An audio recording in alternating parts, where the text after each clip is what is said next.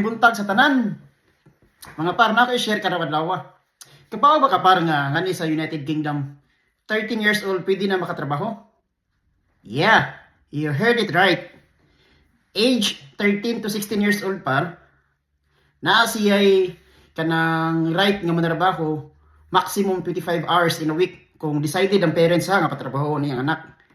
Mana siya, part-time lang, di siya pwede katrabaho full-time. Up to 25 hours maximum. Average nga work time na in a week. And then once mo reach siya og kining age 16, pero wala pa siya ka 18, that range 16 to 18 years old, kining pwede na niya ma-increase ang ihang man hours. Pwede siya makatrabaho up to 40 hours in a week. So 40 oras lang na siya kutob, di siya pwede mo lapas ana.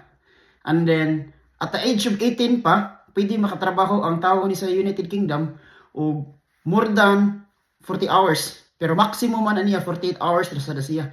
Kung 18 years old pataas ka.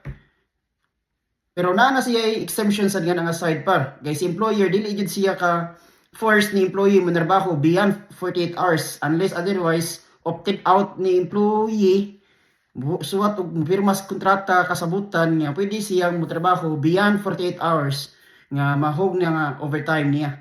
So, an ara par mo na pamagi na sa United Kingdom.